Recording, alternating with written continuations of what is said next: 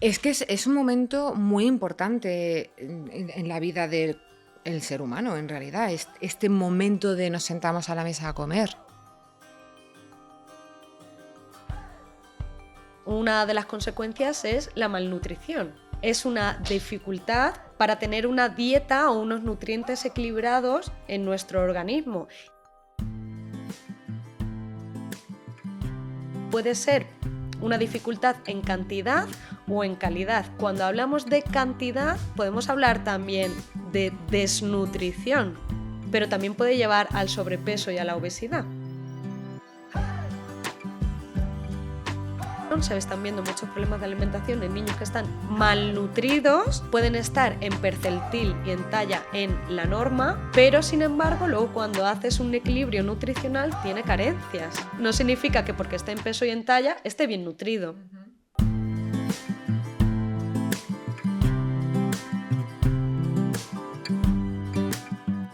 Comer juntos es más que solo alimentarnos. Comer juntos es disfrutar de sonrisas, de conversaciones amenas, es compartir historias, compartir salud. Pero imagina por un momento que algo tan sencillo se convierte en un reto diario. En el episodio de hoy vamos a sumergirnos en el día a día de quienes viven con el trastorno del espectro autista. Vamos a entender los retos a los que se enfrentan cuando se sientan a la mesa. Un lugar que debería de ser felicidad y no tensión. Acompáñanos hoy porque vamos a descubrir que el apoyo y la empatía pueden marcar una grandísima diferencia y cómo bocado a bocado se puede construir un camino hacia una vida muchísimo más plena. Bienvenidos a Fórmula Inesalud. Hoy vamos a hablar sobre desafíos de la alimentación en TEA. Vamos a entender la complejidad de este proceso y cómo afecta a niños y a niñas. Y vamos a aprender a identificar los problemas de alimentación más comunes y sus posibles causas. Y para ello contamos con Sabrina Delgado, terapeuta ocupacional y fisioterapeuta, que nos va a contar todo sobre los desafíos específicos que enfrentan los niños con TEA y sus familias en alimentación. Y además también nos va a contar cómo podemos abordar estos problemas. Hola Sabrina, ¿qué tal? Hola, encantada, Anaís. Bienvenida. ¿Cómo estás hoy? Bueno, estoy muy contenta de que me hayáis dado esta oportunidad de ser un foco también, un portavoz de todos estos problemas y bueno, pues que llegue a la comunidad, a esas familias que tienen algún niño o niña autista dentro del entorno familiar, en esos colegios, esos comedores, esos restaurantes. Bueno, así que muy contenta de poder ser ese portavoz. Y nosotros, de que hayas aceptado la invitación, además que tú y yo hemos hablado bastantes veces, es un tema alucinante, pero bastante más complejo de lo que pueda aparentar. Sí, pero es comer, ya no, pero es que ahí bebe de muchas cositas que nos vas a contar, porque madre mía de mi vida. Bueno, antes de todo, queremos conocerte un poquito. Cuéntanos por qué te dedicas a lo que te dedicas, cómo llegó esta vocación a tu vida. Pues yo soy terapeuta ocupacional y fisioterapeuta, estoy especializada en infancia y además especializada de una forma con un abordaje muy integral. ¿Por qué? Porque me interesan mucho las infancias felices. Ay, qué bonito. Y bueno, también yo creo que un poco por mi forma de ser, soy una persona muy curiosa, muy juguetona, entonces creo que me identifico mucho con los niños y creo que me desenvuelvo muy bien con ellos. Facilita mucho para crear infancias felices, que puedan participar en su vida, crear un vínculo con un adulto, porque el niño aprende del adulto a través de la imitación. Entonces, creo que eso es uno de los rasgos de mi personalidad que me han hecho poder elegir, ¿no?, el camino de la infancia. Es maravilloso lo que dices de la imitación porque es fundamental, es así. No creo que lo tengan siempre los padres en la cabeza, realmente. Que quizás sí, pero se le olvida a veces un poquito. Y luego me gusta mucho lo que dices, que te llevas muy bien con los niños, porque este es un tema en el que los niños se pueden a lo mejor enrabietar un poquito, porque cuando somos pequeñitos, pues, ¿no?, gestionamos las cosas de otra forma o no las gestionamos, y está muy guay que sepas ponerte con ellos y hablar y llevar este tema que es complicadillo, ¿eh? Vamos a empezar a entender un poquito este tema, vamos a hablar de los fundamentos de la alimentación para entender realmente lo que es, porque la gente dirá, bueno, pues es que es nutrirse o es simplemente... Cuéntanos exactamente, Sabrina, ¿qué es la alimentación? Bueno, la alimentación es un proceso biopsicosocial. ¿Por qué? Porque incluye todas las funciones del ser humano. Incluye la función sensorial, la función cognitiva, las emociones, la comunicación. O sea, hay un montón de factores de las áreas de desarrollo humano que están implicados en la alimentación. Y luego, aparte, también tiene influencias del marco cultural, porque no comemos igual en unas culturas que otras, no tenemos las mismas normas, ¿vale? Y luego también influyen mucho los factores socioeconómicos que tenga la familia. Eso es importante. Y el aprendizaje, por supuesto, porque el proceso de alimentación se nos olvida que es un aprendizaje y creemos que es algo con lo que nacemos de forma innata. Pero no. Pero no. También ahí entra también la imitación, entiendo. Sí, también. Los modelos de crianza, el vínculo con la familia, en fin, ahondaremos un poquito en eso. Es que es un momento muy importante en la vida del ser humano, en realidad. Este momento de nos sentamos a la mesa a comer. ¿Qué objetivo, aparte de no morirte, pero qué objetivo tiene la alimentación? Vale, el objetivo de la alimentación principalmente es nutrirnos, hidratarnos, desarrollarnos, crecer crecer en el sentido de llegar con una salud adecuada en todo el ciclo vital, también garantizar la supervivencia, como hemos dicho, y prevenir enfermedades. La alimentación es salud, la comida es salud y debe ser también un placer disfrutar de esa Bueno, que me lo digan comida. a mí, yo disfruto muchísimo, es un gran placer de la vida realmente. Sí. Vale, estabas diciendo que es un proceso, que me quiero meter un poquito más en este mundo del proceso de alimentación porque es bastante más complejo de lo que a priori puede parecer a simple vista. Claro, cuando ponemos el alimento, vamos a olvidarnos ya de comprar, cocinar, tal. Sí. Ponemos el alimento en la mesa. Desde el plato hasta que está en nuestra barriguita, cuéntanos un poquito, porque claro, ahí como bien decías, entran en juego pues los sentidos. Olemos, vemos, tocamos, sentimos, bla, bla, bla. Cuéntanos este proceso, ¿cómo lo llevan los niños? Vale, es un proceso complejo, como decía, involucra muchas funciones y bueno, desde que vemos el alimento en el plato nos imaginamos que tenemos una manzana en un plato, ¿no? Entonces empezamos con el análisis sensorial del alimento. A nivel visual estamos viendo el color, la forma, el tamaño, nos está dando una información, ¿no? Vemos también qué nos genera ese alimento a nivel de emociones, también cognitivo, ¿lo conocemos? ¿No lo conocemos? Pues a lo mejor es una manzana, lo que tengo aquí roja, pero yo lo que conozco es una manzana amarilla, una manzana verde. Estamos aplicando también una diferenciación cognitiva, una representación mental del alimento y nos está generando una emoción, nos produce miedo, ansiedad porque no lo conocemos. ¿Hemos tenido experiencias negativas con este alimento anteriormente? ¿Una aspiración, por ejemplo? ¿A qué te refieres con una aspiración? Una aspiración es cuando el alimento se va a la vía aérea. Ah, vale, claro, me doy a otro... Entonces vale, es una experiencia claro. negativa que se relaciona con el alimento. Entonces cuando tú ves el alimento, ¿qué te genera ese alimento? Te genera comodidad porque lo conoces, alegría porque te gusta, inseguridad, miedo. ¿Qué sucede también? Tenemos que coger el alimento, interactuar con él, tocarlo. ¿Nos gusta esa textura? ¿Cómo huele? ¿Nos la acercamos a la boca o no porque nos produce rechazo? Una vez que entra en boca, aquí ya entramos también con la parte del funcionamiento oral.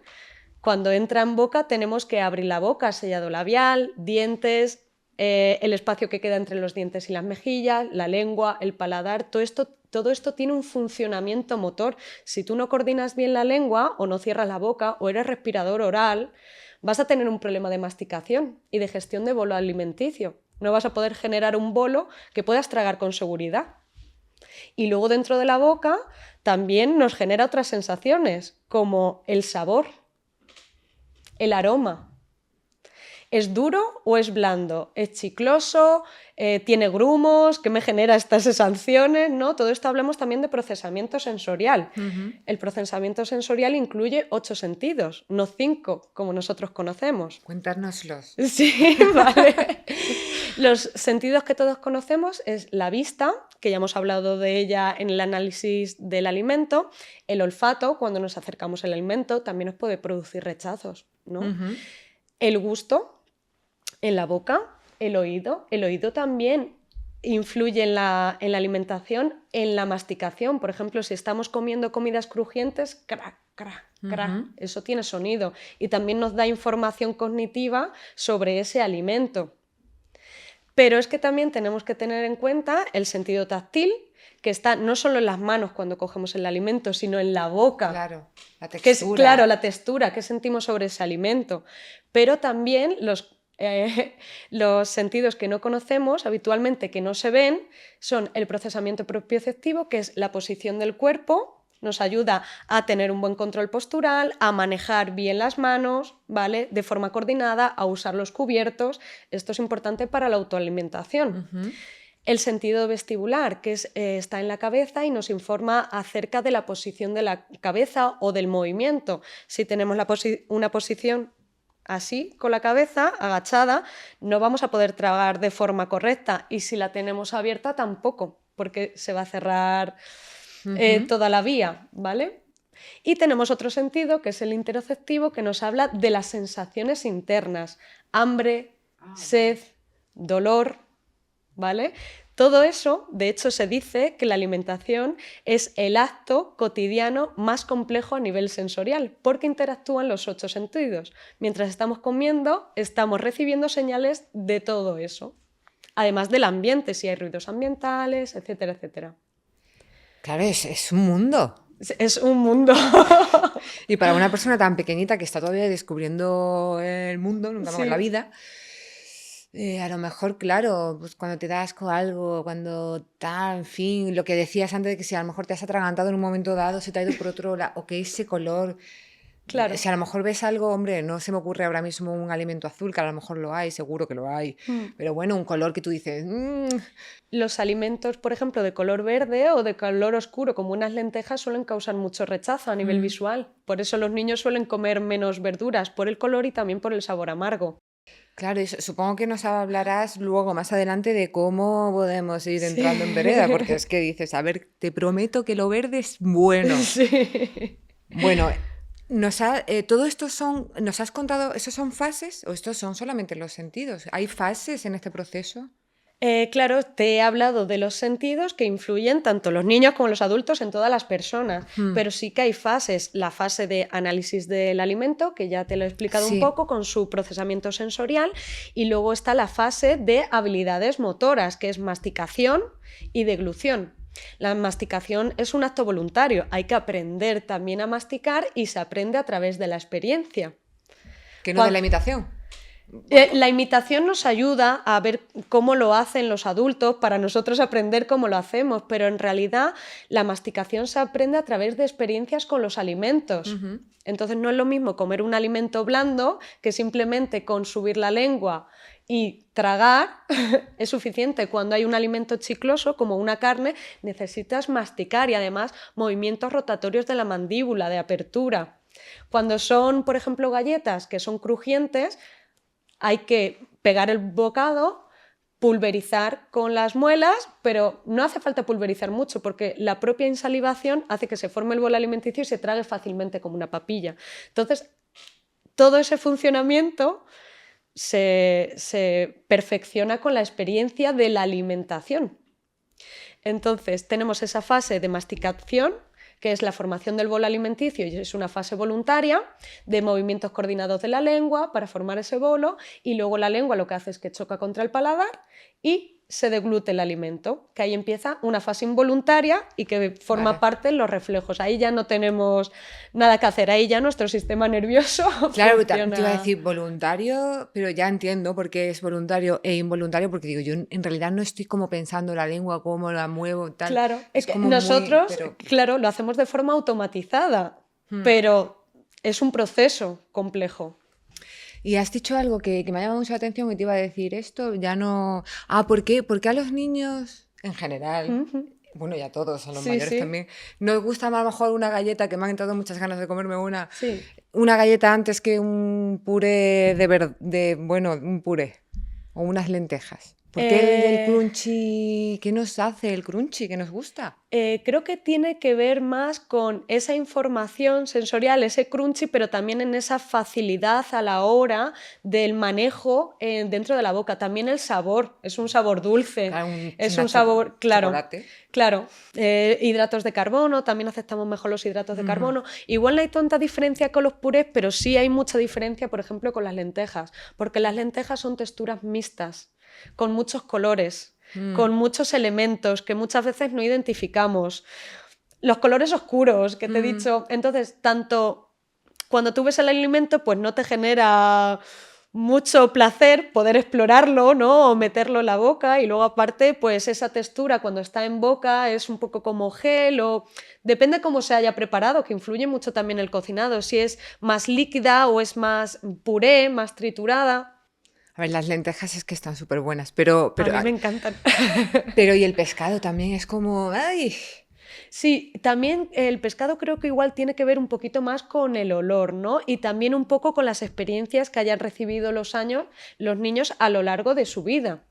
Si en casa comen menos pescados, y esto es un factor, por ejemplo, socioeconómico importante, si en casa no comemos mucho pescado, cuando te ponen un pescado, pues no sabes muy bien cómo interactuar con ese alimento, y luego suele tener también olores fuertes. Y espinas y cosas Sí, que bueno, dicen... para los niños pues estaría como más preparado, y hay otras formas pues, de comerlo que les llama más la atención. Sí, en Sí. realidad sí. Bueno, vamos, es que además me entra hambre enseguida a mí. Sí. Todo esto, mm, todo lo que nos estás contando son grandísimos desafíos para los niños En en general, general. O sí. sea, es como... Y a mí me gustaría que nos dijeras cuáles son los problemas más comunes que nos encontramos en la infancia a la hora de nos sentamos a la mesa a comer. Pues mira, los problemas de alimentación en la infancia se ven más de lo que tenemos pensado. El 15% de la población sana, sin diagnóstico, por así decirlo, normotípica, ha pasado por algún problema de alimentación en su vida, y por eso está cobrando también tanto interés. Aquí te hablo también de que esos problemas pueden aparecer alrededor de los 2 años, que es cuando hay una parada en el crecimiento del niño y empiezan a sacar alimentos que ya había admitido dentro de su dieta, y en este momento se puede dar un periodo de lo que se dice en la clínica de neofobia. Si no ha habido una buena experiencia de los alimentos anterior a esos 2 años con esa alimentación complementaria, y aparece la época de periodo crítico donde el niño se deshace de esos alimentos, depende también de la crianza de la familia, puede repercutir negativamente porque puede dar lugar a un trastorno de alimentación donde el niño tenga una dieta selectiva. Entonces, es muy complicado este momento. sí, tiene que ver mucho con la experiencia de alimentación previa, y previa se refiere incluso en el periodo embrional de cómo la mujer se alimenta durante el embarazo, porque al bebé le llegan sabores también. Y ese periodo de lactancia, ¿qué toma la mamá? Porque la leche materna cambia el sabor cambia también al bebé. Si ha recibido lactancia materna o si se nutre a través de biberón, también toda esa musculatura puede influir en esa forma de alimentarse en los primeros años. Ese traspaso a sólidos o esa alimentación complementaria, ¿cómo la hacemos? ¿Qué admite el bebé? ¿Cómo experimenta? ¿Cómo observa?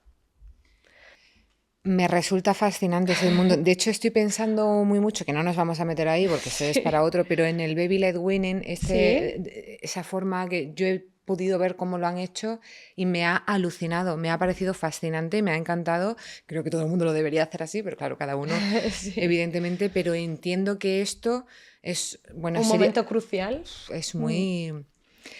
Vale. Te quería comentar Sí, aquí, dime. perdona que te No, corte, dime. que que esto es solo ese primer atismo, ¿no?, que nos podemos encontrar en niños, incluso sin problemas, por así decirlo, o sin diagnóstico. Me ha encantado lo del normoatípico. Normotípico. Ah, normotípico. Sí. Perdón, sí, normotípico. Sí, un poco sobre todo no me gusta mucho incluso ni siquiera usar este concepto, pero un poco para establecer una diferencia, ¿no? Sí, dentro de la diversidad humana, por ahí así va, decirlo. Es que luego Sí, Sí, normotípico, venga, ya. nada, fuera. Bueno, es lo que se usa también Sí. normalmente en estos Pero sí ambientes. que esto es común a todos. Esto es común a todos. Y luego hay unos problemas específicos de alimentación que se llama trastorno pediátrico de la alimentación, que aquí en España no se maneja mucho, pero sí que forma parte de como de la clasificación estadística internacional. Y me gusta un poco hablar sobre ello porque habla sobre problemas de alimentación según las áreas funcionales del ser humano. Aquí nos habla de que hay una área médica donde los problemas de alimentación asociados pueden ser problemas gastrointestinales, trastornos del sueño, por ejemplo, trastornos digestivos, todas esas condiciones médicas que pueden impactar en la alimentación. Intolerancias, por ejemplo, alergias, todo eso es un impacto en la alimentación, es un problema de alimentación desde el área médica. Desde el área nutricional, pues una malnutrición, una desnutrición, la necesidad de uso de suplementos, el rechazar ciertos grupos de alimentos, eso sería la parte nutricional. Luego está la parte de habilidades de funcionamiento de la alimentación. Aquí entramos con lo que hablamos del procesamiento sensorial, que pueden surgir problemas de procesamiento sensorial, un poco los hemos estado viendo, ¿no? Que rechazan los olores o los sabores o las texturas y escupen, un niño que no se sienta a la mesa porque tiene un periodo de estrés o de ansiedad muy heavy por rechazo del alimento. Aquí entra también el funcionamiento oromotor, lo que hablamos, respiración, comunicación, deglución. Que le duela algo. Claro, un problema de caries, por ejemplo, o de inflamación de las encías. Todo eso repercute también, puede generar un problema de alimentación. También las dificultades cognitivas, depende del perfil cognitivo, si es más bajito o si es más alto, también esa representación del alimento, ese conocimiento, esa clasificación del alimento. A veces surgen miedos porque no sabes reconocer qué es eso que te están obligando a meterte en la boca para nutrirte, tú eso no lo sabes, a ti te están poniendo ahí algo que te está dando pavor. También las funciones ejecutivas asociadas, que tiene además gran impacto en el TEA, lo hablaremos si quieres más adelante. Luego está el aspecto psicosocial, las normas en la mesa, cómo el niño se relaciona con el alimento, cuál es el estilo de crianza de la familia. ¿Ha habido una experiencia negativa? ¿Cuáles son los modelos de aprendizaje dentro de la familia? El vínculo con el cuidador principal. Todo esto puede generar problemas de alimentación. En trastorno pediátrico. Y luego hay otro sistema de clasificación de salud mental, el DSM-5, que te habla de problemas de la ingesta alimentaria. Aquí hay problemas que todos conocemos habitualmente, como está la anorexia y la bulimia, pero luego hay otros trastornos que uno de ellos, por ejemplo, es el trastorno por atracones, que comemos, muchas veces asociado a la ansiedad. Está también el trastorno asociado al ARFID, que es la evitación y restricción de alimentos. Así. Esto tiene que ver con niños que solo comen una marca de alimentos, que tienen problemas de conducta o aparecen problemas de conducta asociados a la comida, que no tienen apetito, que tienen carencias nutricionales, que tienen berrinches en las horas de la comida, que solo comen un grupo de alimentos, o sea, se asemeja un poco a esa selectividad, ¿no?, alimentaria. Entonces, ahí, con esos niños, las horas de comer son campos de batalla. Es que... Claro, hay muchos problemas. Luego hay otro trastorno que es muy curioso, que es el trastorno de pica, que son niños que tienen una ingesta de objetos no nutricionales. Ajá. Son niños que comen arena, por ejemplo, no tienen diferenciación entre lo que es un alimento y no es un alimento y se lo lleva todo a la boca. Y este trastorno es muy peligroso porque pueden tragar tóxicos, puede dañar a la microbiótica, al tracto digestivo. Y luego hay otro trastorno que se llama el trastorno de rumiación, que es también interesante porque es algo que no todo el mundo sabe, que son niños que regurgitan o vomitan de forma voluntaria la comida para volver a masticarla. Es como una ingesta continuada. Entonces... es que me lo estoy imaginando. Ya. Pero, ¿y no lo notan que no está bueno ya? Para ellos prima más, antes que el sabor o antes que... priman más esa necesidad de ingesta continuada, de regurgitar el alimento y volverlo a tragar que... Una pregunta. ¿Los padres se dan cuenta de esto? ¿Lo ven? ¿Ven que el niño vomita? ¿El niño vomita afuera o se lo queda en la boca? Pues yo nunca he tenido una experiencia clínica con este tipo de trastorno, pero un poco lo que conozco y pienso que cómo pueden reaccionar los papás, sí que son niños que en alguna ocasión pueden sacar el alimento fuera, o sea, ellos lo tragan, lo regurgitan y o bien lo sacan fuera o lo pueden volver a tragar, pueden volver a masticar y volver a tragar. Masticar si ya es líquido, ¿no? Bueno, no lo sé. Claro, no sabemos en qué punto, depende de, Claro. de sus habilidades de masticación y depende del tipo de alimento, no sabemos, pero Sí, imagino cierto. que, bueno, por lo menos para entrar de una forma que no sea dañina, pues el alimento tiene que estar ciertamente triturado, aunque hay niños con pocas habilidades de masticación que tragan tropezones de alimento casi enteros. Y puede estar todo el rato comiéndose lo mismo y entonces le faltará mogollón de cosas. O esto, bueno, ya me ha dicho que no lo has... Es que me Claro, yo la resulta experiencia clínica no lo tengo, pero imagino que los nutrientes no se degradan hasta que no llegan al estómago. Claro, pero si no comes más porque estás todo el rato con lo mismo, eso es una movida, ¿eh? Claro, ya no sé el patrón si tiene muchas regurgitaciones o menos regurgitaciones. Ya te digo que yo no tengo Ya. experiencia clínica en este sentido. Bueno, me gustaría que nos hicieras una recapitulación de todos estos problemas antes de pasar a las consecuencias que te quiero preguntar, las consecuencias de estos problemas. Haznos una recapitulación porque nos has dicho un montón. Sí, pues he empezado un poco por ese periodo crítico de cambio en los niños que se dan entre el 1 y el primer y el tercer año, donde puede haber una transición en la alimentación un poco dificultosa. Si puede salir con éxito, o sea, quiero decir que no porque tengas problemas significa que vaya a tener un problema de alimentación, puede sobresalir este caso con éxito o aquí pueden aparecer periodos de neofobia alimenticia, ¿vale? Es en el primer caso. Luego hemos hablado de la clasificación estadística internacional de las enfermedades y los problemas de salud y hablábamos del trastorno pediátrico alimenticio pediátrico, que aquí en España pues no se maneja ese diagnóstico, pero sí que hablábamos, y me parece muy interesante conocerlo, de las áreas médico-nutricional, las áreas de habilidades que incluyen la comunicación, el lenguaje, el procesamiento sensorial, incluye la cognición, el estado social, también el aprendizaje y luego el área psicosocial que comprende pues, todo lo que tiene que ver más con la familia, el vínculo con el cuidador, las normas que se establecen y luego, en tercer lugar, te he hablado del manual de salud mental, del DSM-5 y aquí te he hablado un poquito de esos trastornos de la ingesta alimentaria, donde hablábamos de anorexia y bulimia, que en este caso no tiene nada que ver con el autismo, pero los otros trastornos sí, pica, regurgitación, trastorno por atracones y ARFID, que lo relacionaba un poco más con esa selectividad alimentaria. Vale. Y todo esto, entiendo yo que no solamente afecta al crecimiento, que es evidente, sino que impacta, no sé, en todo. O sea, no solamente al propio crecimiento, sino a todo. Entonces, te quiero preguntar... Y seguimos hablando un poco de forma general porque yo entiendo que todo esto es común a todo el mundo, que luego veremos a ver cómo esto se marca dentro del mundo TEA, pero qué consecuencias tiene este tipo de problemas. Pues una de las consecuencias es la malnutrición.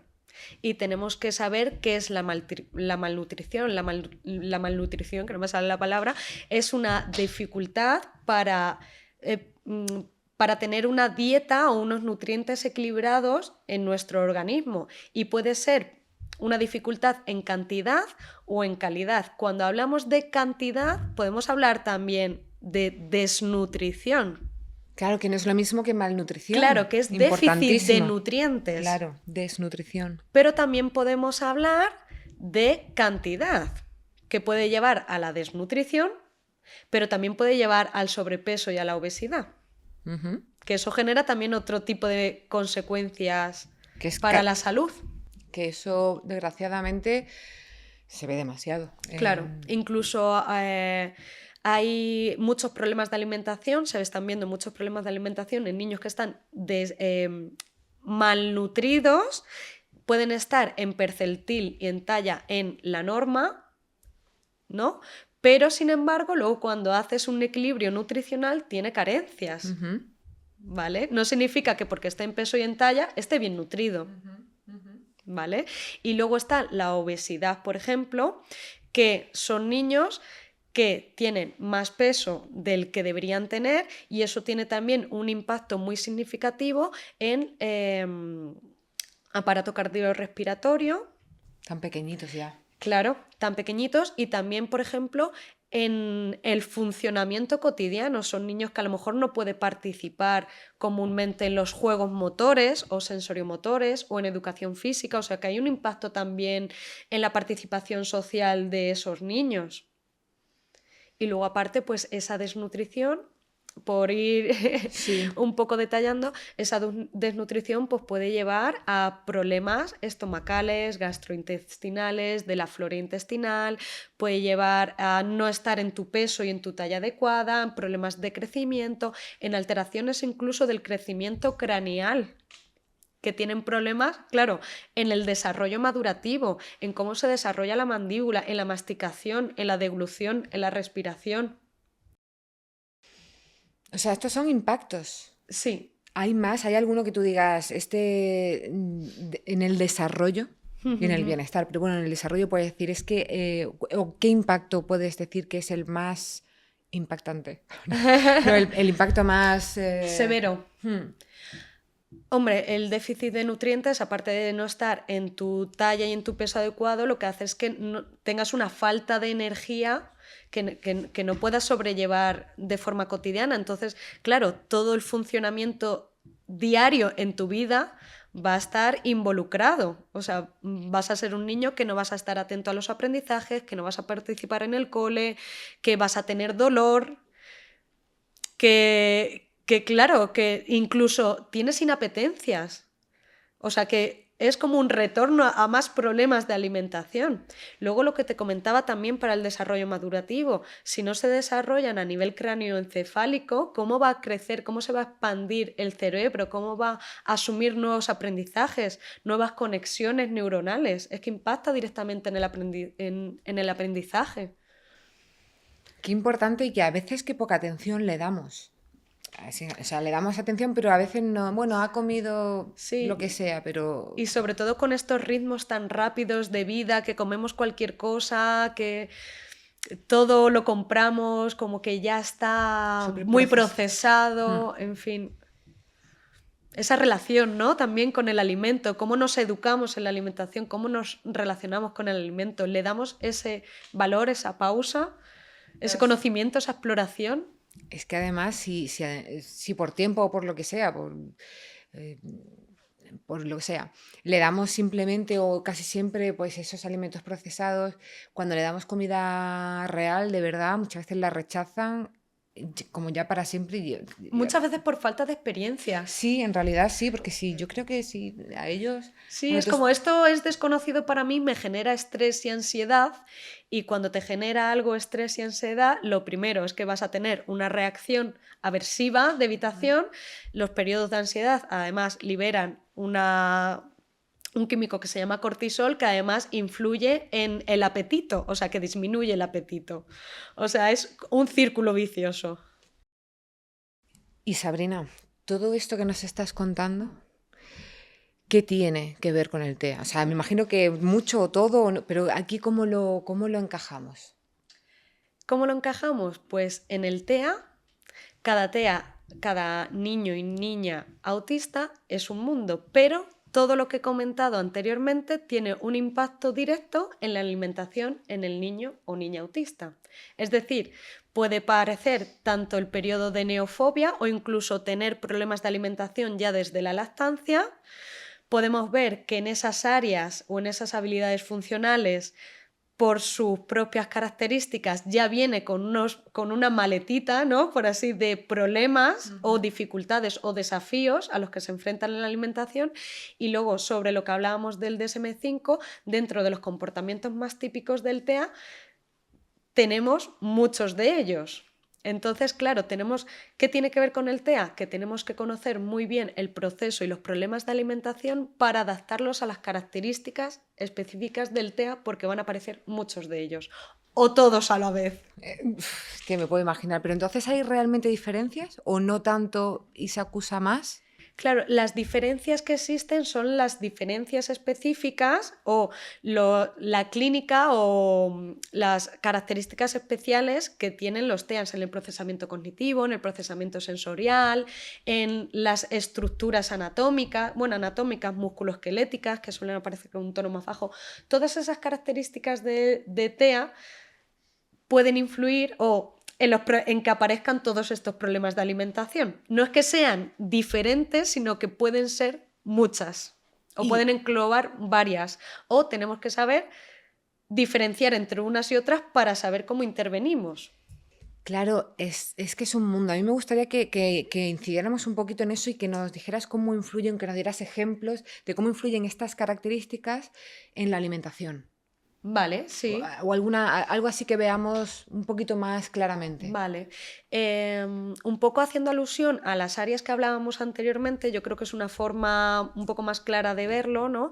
Hablábamos que había en los problemas de la alimentación un área médica, ¿no?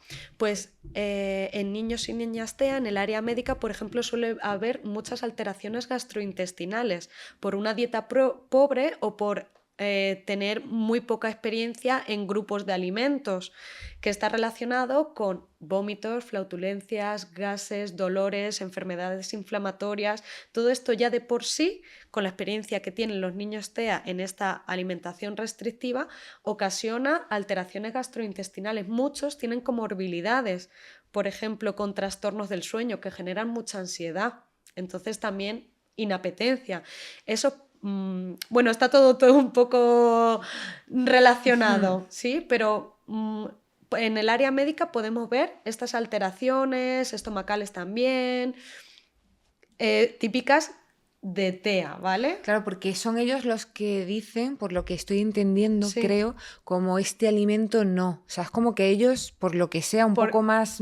Claro, ahí entraremos un poquito de por qué no, pero esa dieta pobre, esas dificultades también de aceptar nuevos alimentos o nuevos grupos de alimentación incluso puede generar cambios en la microbiótica. Entonces, claro, luego si tenemos conductas de pica, que nos metemos toda la boca, pues eso también puede haber alteraciones estomacales, gastrointestinales, tóxicas, de microbiótica, todo esto en el área médica. Y una pregunta sobre pica que antes se me pasó y no te la hice. Como que cuando tienes pica, no sé cómo se diría bien, pica. Es como que ¿diferencias los alimentos de los no alimentos o prefieres los no alimentos a los alimentos? ¿O cómo va? Yo en mi experiencia clínica creo que muchas veces prefieren lo que no es alimento porque no hay una presión parental con eso, porque no es alimento. Normalmente en alimentación la presión de la familia o las experiencias negativas tienen que ver con que se presiona para comer el alimento, pero como no se presiona para comer el objeto, ellos exploran y durante la exploración lo llevan a la boca. Claro, pero si hay presión, vamos, eso es la palabra, la frase del niño, eso no te lo metas a la boca, no, eso no está. Sí, pero ellos muchas veces, bueno, hay un periodo también de la infancia donde, claro, lo que come el niño está controlado por el adulto, porque el adulto le da lo que se come, no le da lo que no se come. Pero en ellos, claro, si no hay una representación mental de lo que es alimento, de lo que es objeto, y están en una fase a lo mejor de exploración oral, pues nos lo metemos todo a la boca y lo probamos todo y... Vale. Entonces sigue, que es que te he cortado, pero porque me has dicho de pica y esa la tenía creo yo. que nos hemos quedado por el área médica, que hablamos de trastornos de sueño, trastornos de ansiedad, también están muy relacionados con la alimentación, esos problemas gastrointestinales. Luego está el área nutricional, por ejemplo, niños que no toleran ciertos grupos de alimentos y necesitan ser suplementados, niños pues que a nivel nutricional pues hay obesidad o hay desnutrición, pues... Ese es el que con estas dietas restrictivas, por ejemplo, pues sí que habría un problema en el equilibrio nutricional y eso es bastante usual. sobre todo porque hay rechazo de probar nuevos alimentos o rechazan un grupo alimentario o incluso niños que solo se alimentan con hidratos de carbono, que eso además puede generar obesidad también. Claro, yo además recuerdo, cuando yo estaba en la guardería había un niño que solo comía patatas fritas, pero que solo comía patatas fritas. Y yo decía, ¿y tus padres? Bueno, ¿y tus padres te dejan? Sí. Claro, vas a ver, la verdad. Claro, no sabemos lo que hay en cada casa, claro. Claro, éramos además 2 mocos de 5 años, pero en fin, que de eso se me quedó a mí. Mamá, ¿puedo comer patatas fritas? No, chica, no. Claro, tiene que ver mucho también con, no sabemos lo que había en su casa, pero con el estilo de crianza también parental. No sabemos por qué le dejaban, a lo mejor era lo único que comía el niño en ese contexto, Claro, o y quién dirían, sabe. "Pues, antes de que se me muera de hambre, toma las patatas fritas". Madre Sí. de mi vida. Nos hemos quedado, creo que por, si no me equivoco, por el área de habilidades. Bueno, hemos hablado del área nutricional. Sí, Sí. sí, estábamos en eso bueno, sí, sigue contándonos, que es que realmente no hay realmente diferencias brutalmente así establecidas, es como que se acentúa un poco más. Bueno, se estima más o menos que hasta desde el 45 hasta el 86% de los niños y niñas diagnosticados con TEA tienen alteraciones gastrointestinales Vale. debidos a la dieta y la dieta debido a la alteración, en fin, que es un poco... Es que si estábamos en ese punto de la Sí. nutrición, porque te quería preguntar, que no te he preguntado, Sí. es cuando dices estas dietas estrictas, Sí. esas dietas vienen de fuera, o sea, ¿es que el niño como que decide lo que come o no? ¿O viene de fuera por la razón o otras razones? Bueno, la experiencia de la familia tiene que ver mucho, pero normalmente cuando hay un caso de selectividad alimentaria es que el niño ha tomado el control de su dieta, Vale. entonces decide lo que come y lo que no come. Entonces hay una restricción en la dieta. Y vale, entonces sigue por ahí que eso, estabas diciendo eso de las dietas restrictivas y Sí. era Un poco... mi duda, decir, es restrictiva porque el niño, que a lo mejor este compañero Claro, mío de la guardia, rechaza a comer ese alimento o Vale. evita. ¿Qué más características pueden influir la alimentación? Sí, pues aquí nos metemos, como hablábamos anteriormente, en las áreas de las funciones. Por ejemplo, los niños con TEA, muchos de ellos suelen tener un tono muscular bajo, entonces pueden influir en la movilidad de la musculatura que estabiliza la mandíbula, entonces hay una dificultad en la masticación. ¿Vale? Pueden presentar dispraxia oral, eso tiene que ver mucho también con el procesamiento sensorial. Eso significa que no discriminan el alimento dentro de la boca y no saben cómo mover su lengua para formar el bolo alimenticio, entonces no saben coordinar los movimientos de la lengua. Vale. Entonces, sí que hay diferencias entonces. Sí que hay algunas diferencias, claro. Todavía no nos hemos metido en el terreno también un poco de procesamiento sensorial, pero este terreno es muy heavy a nivel de TEA porque sí que hay muchas diferencias. Muchos también niños autistas son respiradores orales que tienen la boca abierta, entonces claro, si comen alimentos que necesitan muchas habilidades de masticación, o lo van a escupir o se lo van a tragar entero, porque Claro, no se pueden ahogan. respirar y comer a la vez. Claro. ¿Qué más? Claro, o sea, entiendo que en TEA lo que se ve, lo que se oye, lo que se siente es un poquito diferente y es eso lo que... Claro, lo que genera esos problemas también de alimentación y hay que hacer un buen razonamiento clínico para saber de dónde deriva el problema, para saber cómo intervenir. Claro. Y bueno, y el... Bueno, ya nos has dicho que el querer siempre un determinado tipo de alimento o no querer lo que sea, eso nos da una malnutrición Sí. o nos da un déficit. Y aquí donde entra, o ya me has hablado de ello, porque es que como está todo tan interrelacionado, Sabrina, Sí. yo a veces me pierdo un poco entre el marco que nos has hablado médico, Sí. las habilidades, que creo que es donde ahora mismo estamos, que Sí, son las sí, habilidades, y no sé si hemos entrado o tenemos que entrar en ese mundo psicosocial, o sea, cómo se abarca todo esto. Sí, bueno, podemos hacerlo un poco como quieras. Te puedo hablar del área más o menos psicosocial o te puedo hablar también del procesamiento sensorial. Bueno, vamos a empezar con el procesamiento sensorial, que me interesa muchísimo, y luego hablamos de lo psicosocial. Vale, perfecto. Pues aquí en el mundo TEA, por así decirlo, en las personas TEA se estima que incluso hasta un 96% de la población TEA tiene diferencias muy marcadas de procesamiento sensorial respecto a la población normotípica. Vale. Entonces aquí ya estamos hablando de, ¿te acuerdas de lo que comentábamos del proceso de alimentación que empieza con el análisis del alimento? Pues aquí ya pueden empezar los problemas. Con ese procesamiento de sensaciones desde a nivel visual, porque puede haber una hiperrespuesta, no me gusta este alimento, entonces lo rechazo, ¿vale? Normalmente en el procesamiento sensorial, un poco para decirte de qué trata, es como que nuestro cerebro lo que hace es captar todas las sensaciones a través de nuestros sentidos, ¿no? Y lo que hace es que los recibe, los organiza, los registra, los procesa y luego emite una respuesta adecuada al ambiente. Si no sabemos registrar esas sensaciones o se registran de forma poco modulada con una hiperrespuesta o una bajo respuesta y además se ejecuta con una planificación pobre, pues estamos hablando de que en todo el proceso de alimentación puede haber problemas. Y puede aparecer en todos los sentidos. En esos 8 sentidos puede aparecer hiperrespuestas o hiporrespuestas. Cada uno tiene unas características diferentes. Y has dicho que además el 96%... hasta el 96% de la población TEA tiene un procesamiento sensorial diferente al resto de la población. Y entre ellos, yo imagino... Porque claro, cada tienen un perfil mundo sensorial diferente. Sabrina, ¿y cómo afectan todas estas diferencias que nos estás contando en la alimentación?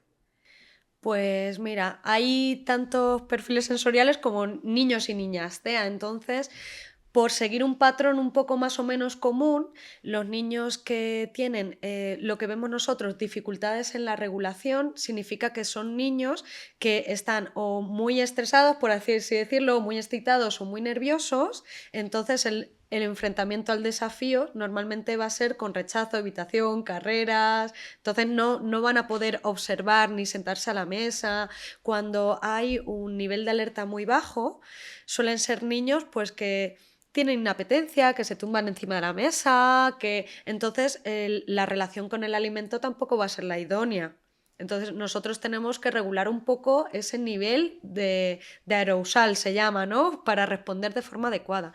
Y luego, en la modulación sensorial de todos los sentidos, pues se puede presentar hiperrespuestas, que serían niños que evitan porque tienen rechazo al olor, porque son olores muy fuertes, o hay sonidos ambientales que les generan pavor o temor, o son niños, por ejemplo, que a nivel táctil rechazan las texturas y las escupen, o tienen ese reflejo de arcada muy adelantado porque tienen pocas experiencias y escupen el alimento.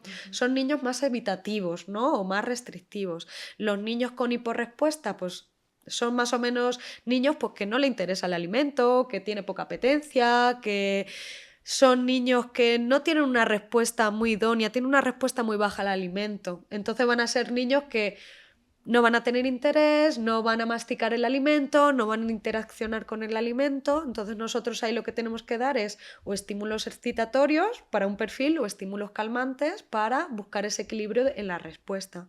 Luego también las dificultades que se pueden presentar son de discriminación y esto tiene que ver mucho más con el tema corporal, ¿no?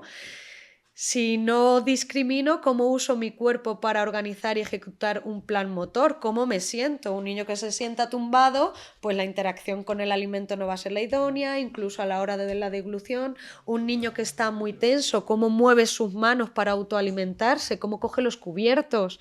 Ese control postural, si necesitamos acercarnos a la mesa cuando no está. Tiene que ver con un poco todas estas peculiaridades y esto lo vemos mucho en el TEA dependiendo de su perfil sensorial. ¿Y esto cómo comunica o cómo se ve, o ya no sé si es comunicación del niño, cómo Hablas un poco de los problemas de comunicación. Sí, en todo este momento que nos estás contando. Claro, pues mira, los problemas de comunicación se pueden deber a que no se ha desarrollado, por ejemplo, el lenguaje oral.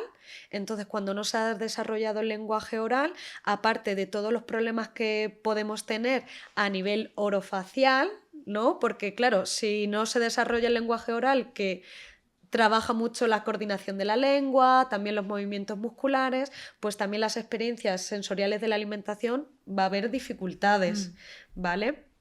Y luego aparte también, si se ha desarrollado un lenguaje oral, pero es un poco más pobre, que no, el niño no puede comunicar lo que siente o lo que pasa por su cabeza o si existe rechazo, pues claro, va a aumentar el estrés y la ansiedad porque no puede controlar el momento de la comida.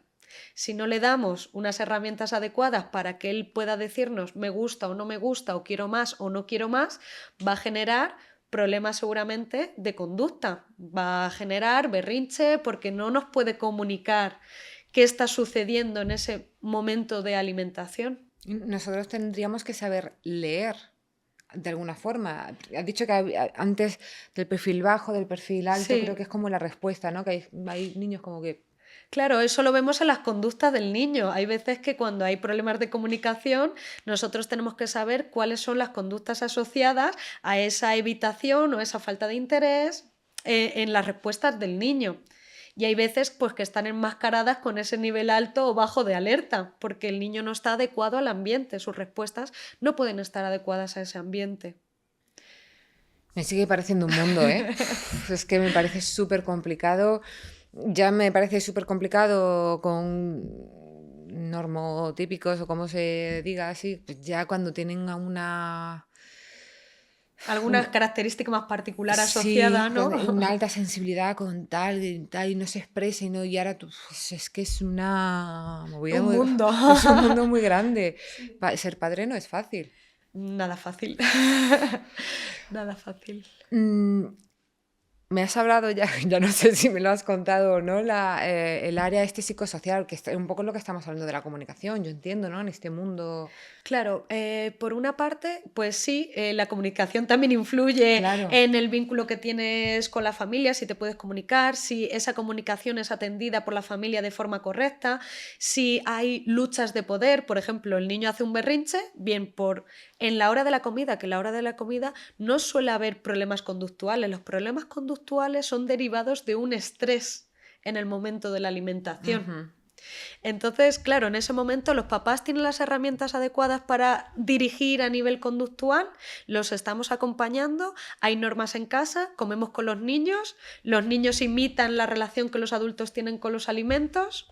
Claro, es que cuando los padres por trabajo lo pueden, tal, todo esto, Claro, ¿cómo se hay veces, gestiona? muchas veces en estos casos, también los papás, con tal de que el niño coma cualquier cosa, le dan las mismas marcas, los mismos grupos de alimentos, para de alguna manera que el niño esté nutrido, que se Ujú, alimente. ujú. Entonces, claro, si los papás tampoco entienden que tiene que haber unas normas, unos tiempos, que se come en la mesa con el cuidador principal, no varía nada de la alimentación, pues al final son niños que se vuelven mucho más restrictivos y mucho más selectivos.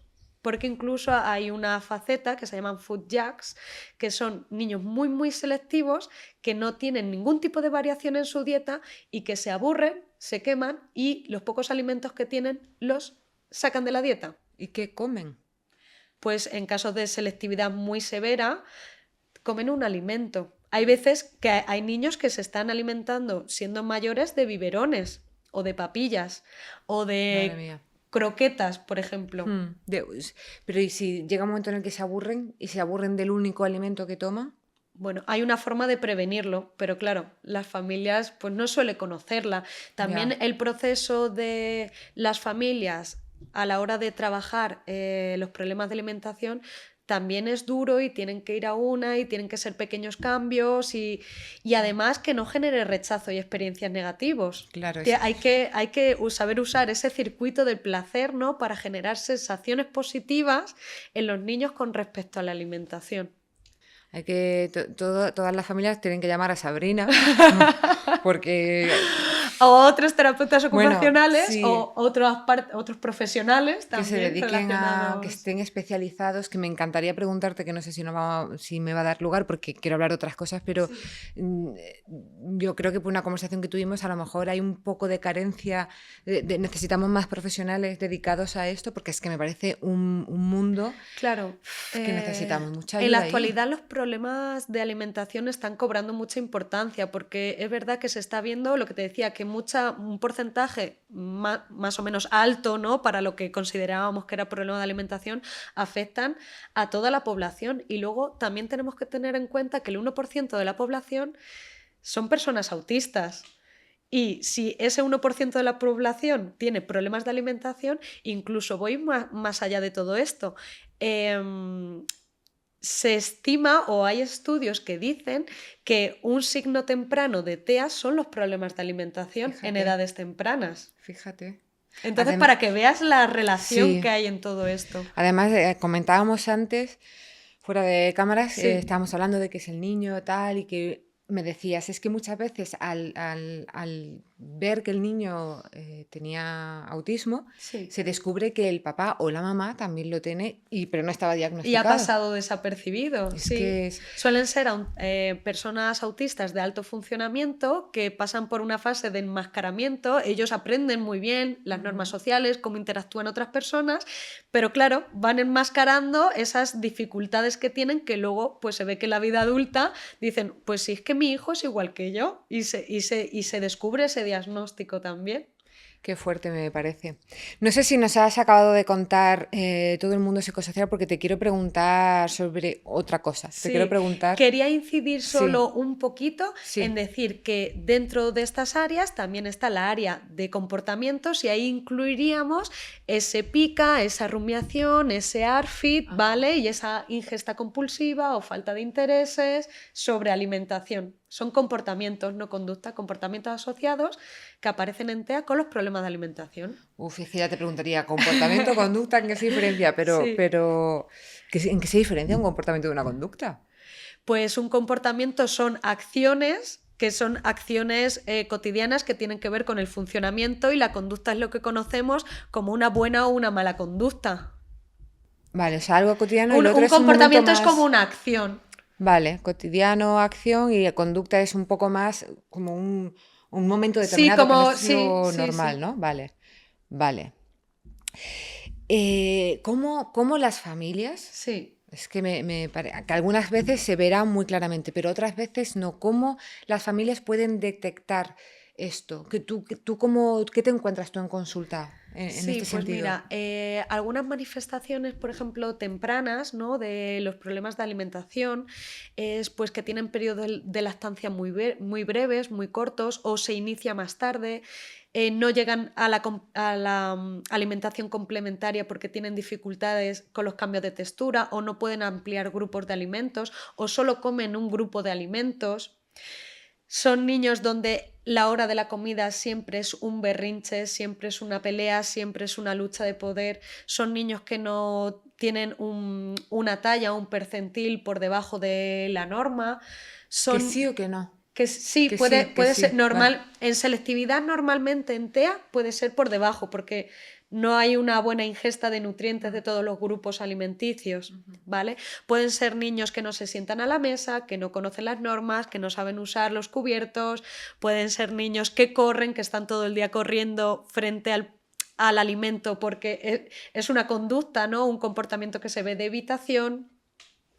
Son niños que escupen la comida, que lloran, que vomitan, que tienen aspiraciones, problemas de deglución.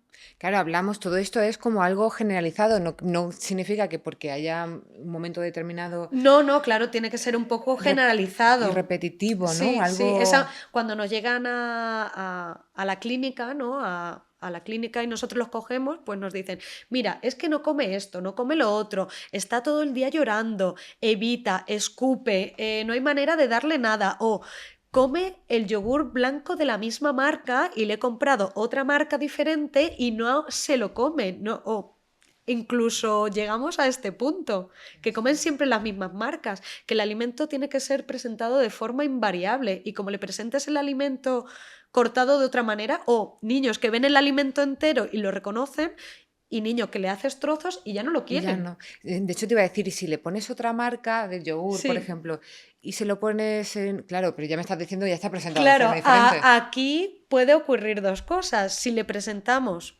el yogur con otra marca, puede ser que haya un rechazo visual porque no reconocen el alimento. Pero si se lo presentas, por ejemplo, porque tienes habituación de presentárselo en un plato o en un bol, ellos no ven el alimento, pero si lo prueban, ya tiene un sabor diferente. Ya, ya. Claro, aquí estamos hablando de Hmm. sensaciones. Sabrina, todo esto que nos estás contando, claro, cuando ya se van, ya han visto, en la familia ya han visto que algo hay raro, van a la clínica. Yo entiendo que aquí detrás de todo esto tiene que haber un equipo multidisciplinar, bueno, aparte que nos los has dicho ya, pero tiene que haber un trabajo de equipo muy arduo y muy compacto. Sí, sí, además tenemos que tener una coordinación constante. Lo primero para saber qué profesionales van a trabajar o intervenir en los problemas de alimentación es primero saber hacer una evaluación exhaustiva para saber dónde está el problema de alimentación, cuál es. Hemos visto un montón. Entonces, Sí. primero hay que valorar y hacer un buen razonamiento clínico para saber dónde está el problema de alimentación. Cuando sabemos dónde está el problema de alimentación, sabemos cuál es el profesional encargado de trabajar. Ponnos un ejemplo, así rápido y ahora sigue, es que es muy de ejemplos. Vale, por ejemplo, es un niño que rechaza, viniendo un poco hacia mi campo, ¿no? Sí. Es un niño que a nivel táctil tiene una hiperrespuesta y rechaza texturas, tanto a nivel manipulativo como a nivel de boca. Ujú. Entonces va a ser un niño que le dé asco tocar, que no tenga las habilidades motoras finas o manipulativas muy desarrolladas, que no se quiera meter nada en la boca que no conozca con anterioridad, Ujú. ¿vale? Van a ser niños que bueno, y que las cosas que no conoce las va a rechazar y las va a evitar. Aunque sea una golosina súper rica. Claro, pero él no Exacto, sabe que eso quiero, en boca, ¿qué va a ocurrir? claro, que quiero decir que no es porque sea una golosina, Claro, no, no, es y que... ya no solo en boca, es decir, es que para poder meter el alimento en la boca primero tienes que observarlo y que explorarlo. Entonces, si a ti ya te da asco o no Mm, reconoces el alimento, tú no lo vas a querer tocar. mm. Entonces, en ese caso, haciendo una valoración del procesamiento y el perfil sensorial, vemos que hay este tipo de respuestas, entonces el profesional adecuado para trabajar esto soy yo. ¿Soy yo? Soy yo, o sea, es la terapeuta o el terapeuta Mm. ocupacional y en ese caso pues nos encargaremos de primero regular el nivel de alerta, segundo trabajar sobre los estímulos y también tenemos que tener muy en cuenta que tenemos que saber sobre conducta, tenemos que asignar una experiencia positiva a ese alimento, hacer una habituación y una desensibilización sistemática. Y aunque sea, por ejemplo, tú, es algo tuyo, ¿no? Como, Sí. pero ¿te sigues apoyando en el resto de profesionales? Claro, habitualmente o puede ocurrir que cuando hay rechazo de texturas no hay una buena experiencia oral, entonces puede ser que las estructuras orales no estén funcionando adecuadamente. Entonces, en ese caso, la logopeda se tiene que encargar de valorar o de intervenir si cómo está ese tono muscular, cómo está esa masticación, esa coordinación de la lengua. Como vemos es que alimentación o comer está basada en la experiencia y Ujú. si no hay experiencia, pues tampoco hay desarrollo de las habilidades. Si no hay desarrollo de las habilidades, también va a haber una evitación hacia esas experiencias. O sea que trabajar juntos, trabajáis juntos, muy, muy en equipo Sí, y muy unidos. sí. Me parece fundamental, de hecho, o sea, es que tiene que ser así porque es muy complejo todo esto, ¿eh? Sí. Yo lo estoy flipando mucho En TEA también específicamente con esos patrones de inflexibilidad, de dificultad de generalizar esos aprendizajes o esa visión en el detalle, ¿no? Pues también hay un procesamiento cognitivo o un diferente. ¿no? Esos intereses, no hay intereses, a lo mejor no hay interés por la comida, el interés está en otro sitio, entonces tampoco exploramos. ¿Qué te voy a decir? Esas funciones ejecutivas, que es la planificación, la organización, cómo respondemos adecuadamente, pues va a estar también dificultando ese proceso de alimentación. En este caso, pues el trabajo con la psicóloga es muy importante. Eso te iba a preguntar, ¿quiénes son, qué profesionales son los que trabajan? ¿O cuántos? Digamos, Sí. dices todos, ¿no? Pero habrá... Sí. El primer objetivo, sobre todo, es asegurar una nutrición y una hidratación adecuada. En ese caso, tenemos que contar, si vemos que es un niño con una gran pérdida de peso, que se enfoca solo en un grupo de alimentos, posiblemente podemos más o menos imaginar que hay una desnutrición, ¿no? O una malnutrición. Entonces, en ese caso, tenemos que ir a nuestro pediatra y a nuestro nutricionista, ¿vale? Y una vez que ellos también han trabajado, podemos seguir valorando y haciendo razonamiento clínico. ¿Cuáles son las dificultades a las habilidades oromotoras, procesamiento, más en la flexibilidad o en la anticipación o en no saber cómo abordar un problema o en esa respuesta? Psicólogo, ¿vale? Entonces, muchas veces se da todo a la vez. Uh-huh. Y tenemos que estar todos coordinados trabajando sobre este problema de alimentación. Evidentemente, todos tenemos que tener conocimiento sobre las otras áreas de trabajo para saber también a quién derivar. Claro. O porque muchas veces yo en mi trabajo como terapeuta tengo que preparar la estructura oral porque yo puedo trabajar la desensibilización con aparatos o con alimento. Entonces tengo que saber cómo en la masticación, por ejemplo, que el niño tiene que estar predispuesto con una buena posición, tiene que saber autoalimentarse, cómo gestionar el alimento con sus manos o en la boca. Entonces, pues bueno, hay que saber un poquito también de todo, sobre todo para el manejo en la clínica y también para la derivación. Claro, me has dicho nutricionista, pediatra o médico incluso especialista cuando hay alteraciones gastrointestinales o digestivas, claro, o sea, es que un mogollón. O trastorno del sueño o intolerancias y alergias, claro, o sea, puede ya involucrar también especialistas. Claro, que no es solamente y el logopeda y la terapeuta. Y el psicólogo a la psicóloga, sí. ¿Hay alguno más que bueno, es que según nos cuenta si es del sueño, si es de... Sí, claro. Claro. Vale. ¿Y cómo acompañáis a las familias? Vale. ¿Cómo o sea, llega, os coordináis, veis, es esto de hacer diagnóstico, les proponéis, les decís, no sé? Claro, lo primero un poco que nos centramos es como en unas pautas generales. ¿Qué normas hay en casa sobre el acto de comer? ¿Hay un horario? ¿Hay un sitio fijo establecido? Hay niños que comen en su dormitorio, por ejemplo. Entonces, hay unas normas, hay un sitio fijo, el cuidador principal o la familia come con él, porque si el niño se alimenta de otros productos alimenticios y además no ve lo que come la familia, tampoco puede imitar qué relación tiene el adulto con la alimentación, que vea que es un acto de placer.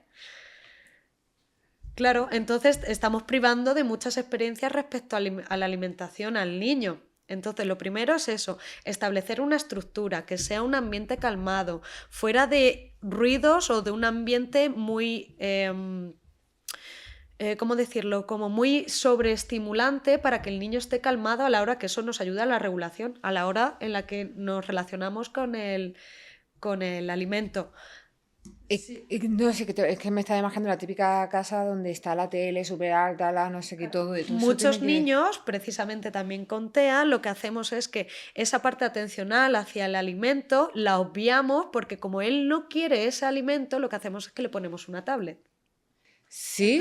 No, claro, hablas en la familia, no vosotros. En las familias, Ya, te iba a decir, ¿cómo? Nosotros con las tablets, por ejemplo, trabajamos a la hora de anticipar, de secuenciar el acto de alimentación, como un acto informativo que también reduce el estrés para el niño porque lo mantiene en una situación de control sobre el acto de alimentación que ya para él es bastante estresante. Pero ¿y lo de las tablets entonces cómo lo ves tú? Ese momento le pongo una tablet. El momento tablet lo veo fatal porque además no estamos haciendo que el niño se relacione con el alimento. Entonces cuando no haya tablet va a volver a aparecer el problema. Lo que estamos haciendo es desviando la atención y lo que queremos es que el niño observe, interaccione, toque, huela, experimente con el alimento. Sí. Porque si no, no se va a crear una experiencia ni un aprendizaje. Es que cuando sea grande, ¿qué? Pues que van a tener que seguir poniéndole tablet. ¿Y cómo les...? Bueno, sí, vemos la tele y yo qué Claro, sé, no el sé. lenguaje es súper importante. Además, muchas veces presionamos a los niños que te lo comas, que esto es bueno para ti, que esto no. Lo que hacemos es aumentar el estrés en el niño. Una comunicación que hable sobre el alimento. Mira, es de color verde, como el de papá o el de mamá. ¡Uy, qué verde más precioso! Mira qué forma. Hoy hemos hecho brochetas de colores. ¿Qué secuencia de colores tiene? Crearle un interés a ese niño desde un aspecto positivo hacia la alimentación, no hacia la presión por comer. Ya, ya es que muchas veces, claro, yo imagino a los papás y las mamás con toda su vorágine diaria, Sí. que a lo mejor llegan a ese momento sin esa calma y esa necesidad de, y Claro, ahí, y preocupados porque el niño come lo mismo, claro. porque pierde peso, porque no tiene todos los nutrientes, porque eso está afectando a su salud, a su crecimiento, a... Y claro, y esa preocupación es como, niño, que te lo comas, y ya el niño ya, ¿para qué queremos más? Entonces, ¿cómo podemos ayudarle? ¿De qué manera los papás y las mamás pueden enfrentar este momento bien? ¿Qué herramientas les dais allí? Claro, pues aparte de todas estas herramientas o información psicoeducativa de lo que sería lo que debería ser un acto de alimentación agradable, con unos tiempos, con un ambiente controlado, sí que podríamos hacer como darles pautas más específicas dependiendo también del problema que presenta el niño. Si es un problema, por ejemplo, de selectividad alimentaria, la selectividad no solo influye en el alimento, influye en con quién come, dónde come, qué cubiertos uso. Entonces, si queremos reducir el nivel de estrés y de ansiedad para que el niño coma, primero tenemos que hacer que el niño controle el alimento, que es lo que le genera mayor estrés, ¿no? Y hacer pequeñas variaciones en el entorno. Hoy come con mamá, hoy come con papá, todo eso anticipado también, para que el niño mantenga también una calma de saber que está siendo informado y anticipado de cómo se va a dar el proceso de alimentación o qué alimento va después de otro, la secuencia de alimentación, o un guión social, por ejemplo, pues hoy comemos en casa de la abuela o en un restaurante y cuando llegamos al restaurante hacemos esto, no podemos hacer esto y después vamos a hacer esto. También hay Entiendo. que, claro, también le podemos dar pautas sobre los reforzadores que podemos usar. Nunca podemos usar reforzadores, y esto es importante con la comida. Es, si te comes esto, te doy un trozo de chocolate. ¿Por qué? Porque estamos dándoles a entender que hay alimentos buenos y alimentos malos. Entonces Ujú. siempre va a querer el chocolate y no va a querer lo otro porque es el alimento malo. Ya, los reforzadores, yo nunca he estado muy de acuerdo con esos reforzadores. Nosotros usamos los reforzadores a través del juego, que es muy motivante para el niño, o a través de sus intereses, porque ellos tienen unos intereses muy intensos. Incluso en la alimentación podemos poner una vajilla, si le gusta Frozen, pues le ponemos una vajilla de Frozen, con unos pequeños alimentos, también la cantidad a la que se enfrentan es importante. Entonces, venga, que le vamos a quitar, o a la cara de Frozen, le vamos a quitar el guisante del ojito, a ver, ¿de qué color tienen los ojos? Y enfocamos la alimentación de esa manera, de una forma positiva. Claro, pero eso más que reforzado es como le metes juego, le metes Claro, fantasía, un claro, poco claro. de... Y luego también es importante saber que en el momento de la comida no jugamos. En el momento de la comida es un acto funcional de alimentación. Podemos meterle reforzadores con cosas que le gustan, pero ¿cómo ampliamos sus intereses o ayudamos a que amplíen la dieta? Haciendo que experimenten con los alimentos, que los toquen, que los huelan. Y eso fuera del proceso de alimentación, eso es una tarde en tu casa, vamos a hacer brochetas de colores. Y los colores provienen de las frutas, por ejemplo. Que los involucres que ahora que dices eso, que los involucres en el cocinado es... Súper importante. Vamos a hacer masas o vamos a hacer galletas y las vamos a cortar con formas. Y esto lleva este alimento. Además, a nivel táctil, crear las masas, incluso actividades cotidianas súper importantes. Vamos a hacer la compra. Entonces, tú estás habituado a las manzanas, como decíamos, rojas, pues aquí tenemos manzanas verdes y manzanas amarillas. Estamos ofreciendo una flexibilidad cognitiva, haciendo que ellos representen mentalmente ese alimento como con variables que luego no van a rechazar en la mesa, a través de dibujos animados, los frutis, por ejemplo, o Madre Sí, mía. presentando, por ejemplo, un juego simbólico, cortando estos juguetes estos alimentos que son de madera o de juguetes que los cortamos, le damos de comer a la muñeca, ahora papá, ahora yo ¡qué Claro, eso rico! no en el momento de comer, No, eso en otro. esto es, Sí, claro, sí. es un momento de juego. Eso. Lo que hacemos es acercar el alimento sin ese factor de estrés Ujú. para que luego cuando vean el alimento, antes de esto sí que depende también del nivel de aprendizaje del niño. Podemos presentar el alimento real y el alimento en el juego, ¿no? Para que ellos vean que haya una interacción. Luego ese alimento se presenta en la mesa. Que se presenta en la mesa no significa que se vaya a comer. A lo mejor se lo come papá o se lo come mamá, pero estás teniendo una interacción y la estás tolerando. Qué interesante. Sí, Sí, está guay. No son sé. así como unos pequeños tips. Sí, o sea, claro, esas son las herramientas que le dais, pero no sé si cómo los papás y las mamás pueden, no sé si hay algunos tips más que ellos puedan hacer y llevar a cabo en casa, aparte de todo lo que nos has contado, que ya me Claro, que eso parece... es como un poco fuera de la alimentación, ¿no? Mira, el trabajo que nosotros tenemos en clínica sobre todo son romper rigideces, hacer aproximaciones, habituaciones de sensibilización, un alimento cada vez. Lo que podemos hacer luego, sí, para incorporar ese alimento en casa, es pasar a las familias unos registros de cuándo se ha presentado, cómo se ha presentado, porque también hay que presentarlo con variabilidades Ajá. para que no haya un solo concepto de ese alimento. Y también cuál es la reacción del niño. O sea, nosotros nos encargamos de romper patrones, por así decirlo, y en casa, a través de esos registros, se incorpora ese alimento. Y se registra pues cuál es la conducta del niño, cuándo se le presenta, cómo se le presenta, y así vamos introduciendo alimentos también, vamos expandiendo esa dieta.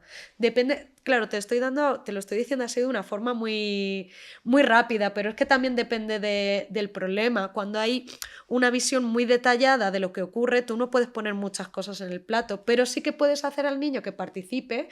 Por ejemplo, se llama el poder de la migaja, yo lo llamo así, que el niño lo que hace es hacer pequeñas migas e incorporar alguna en el plato, que puede ser en el mismo alimento o en un plato compartimentado al lado, pero él ya está tolerando tocarlo, olerlo y verlo en su propio plato y ver que es diferente a lo que hay en el resto del plato. O sea que Es- depende también un poco del problema o el desafío de alimentación que encontremos, pues se darán unas pautas o se darán otras. Yo te estoy hablando un poco de cómo expandir la dieta, cuando se presentan problemas de selectividad o cuando no reconocen lo que hay en el plato o cuando hay problemas también de sensibilidad. Para incorporar un alimento nuevo. Sí. Es que me parece increíble todo lo que... Es que es un mundo muy... Para mí era súper desconocido y veo que es súper complicado. Súper complejo. No sé si hay algo más. Bueno, te haré una pregunta más al final, pero no sé si nos quieres decir antes de que empecemos ya a cerrar la No, entrevista. podría estar aquí Me... dando herramientas, pautas, información, creo que bastante tiempo, pero Sí, claro, como nos encontramos muchos casos diferentes, tampoco claro, no. podemos... No, a lo mejor, pues si nos preguntan algo en comentarios, oye, yo tengo esta situación en casa, tal, ¿qué puedo hacer? Nos lo escribís porque estoy segura que Sabrina... Una cosa, igual que Sí, sí diría que sería reducir el estrés y la ansiedad relacionada con el momento de la alimentación. Porque eso es lo que va a evitar muchos berrinches, muchas pataletas, muchas evitaciones y muchas restricciones. Crear un ambiente muy cálido y a través de experiencias positivas. que es, bueno, para empezar el tono de voz, la comunicación, los ruidos, un ambiente muy zen. Sí, bueno, las horas de la comida, donde se come, o sea, algo que cree rutinas y hábitos Eso te iba a decir, en la alimentación. Eso es lo más general y lo más básico para todas las familias y más en en estos casos... momentos. Sabrina, Sí, o sea, hemos aprendido un montón. Yo al menos he descubierto, bueno, un mundo que yo no conocía realmente. Me has acercado a... espero que en la medida de lo posible que lo haya podido medio aclarar un poquito y que se entienda un poco todo este proceso hasta que llegamos aquí, que encontramos y... Estoy segura, pero también estoy segura de que esto les va a suponer tener muchas preguntas, que sea eso a lo que os animo a que las escribáis, que nos las dejéis, pues porque Sabrina puede venir en otro momento y resolvernos todas las dudas, Por porque supuesto. hay millones de preguntas en el tintero que a mí se me han quedado, así que si las escribís, pues me hacéis un favor y así Sabrina vuelve. Nos has dado estrategias para introducir nuevos alimentos. Nos Sí. has dicho cómo manejar todos estos desafíos en todo el proceso alimenticio, esta selectividad que me parece brutal que tienen. Bueno, la importancia, aunque hemos pasado un poco por encima, pero porque queríamos tratar otras Sí. cosas más, esa importancia en el trabajo en equipo y multidisciplinar que es tan importante y cómo ayudar y acompañar a las familias. Sí te voy a pedir un último pensamiento, un recurso que no nos hayas dicho, aunque ya nos has dado el momento zen, pero si hay algún recurso que a lo mejor no nos hayas dado o que pienses que es muy importante o vital, Claro. nos lo puedes dar. Yo daría como 2 cositas y te las explico brevemente. La primera es que se necesita hacer una buena valoración y razonamiento clínico porque, como ves, los problemas de alimentación son muy complejos y a veces pensamos que son cosas que realmente no son y entonces los tratamientos y las intervenciones no sirven. Eso por una parte. Eso por una parte, vale. Y por otra parte... Y muy importante, sí, de hecho. súper importante. Sí. Y por otra parte, hablando también específicamente en TEA, que los apoyos visuales y de anticipación son súper importantes porque ayudamos a reducir el estrés y la ansiedad y además le ofrecemos a ellos herramientas para poder comunicar lo que quieren y lo que no quieren. Y darles el control también de ese momento de una forma pues mucho más positiva. La anticipación la he entendido muy bien porque nos las has explicado muy bien. Sí. Los apoyos visuales, ¿exactamente a qué te estás refiriendo ahora mismo? Agendas visuales, por ejemplo, pictogramas. Los apoyos visuales puede ser una agenda, un pictograma. Vale. Puede ser también, por ejemplo, si no saben la organización de los utensilios en la mesa, podemos poner un mantelito donde se coloca el plato, el vaso, los cubiertos, ¿vale? Les damos una información sobre cómo se organiza el momento de la alimentación. Entonces estarán controlando mucho más lo que sucede y podrán llevar a cabo ese desafío de una forma mucho más tranquila, más relajada y con más predisposición. Claro, es que realmente es un poco... Casi todo viene por el desconocimiento, ¿eh? O sea, muchas de las cosas que las claves que nos has dado es por el desconocimiento. Claro. Muchísimas gracias, Sabrina, por una charla tan increíblemente generosa en realidad y muy profunda, teniendo en cuenta la complejidad. Has tocado muchos aspectos y que son súper importantes. Nos tenemos que despedir. Tenemos que despedirnos ya. Nosotros nos despedimos por hoy en Fórmula N Salud. Os queremos ayudar a transformar vuestros sueños en realidad de la mano de profesionales sanitarios como Sabrina Delgado, que nos trae información súper necesaria en pequeñas dosis a través de webinars y podcasts como este, porque la salud, tu salud, nos importa. Gracias, Sabrina, por estar hoy con nosotros y, como siempre, a vosotros por acompañarnos. Hasta la próxima.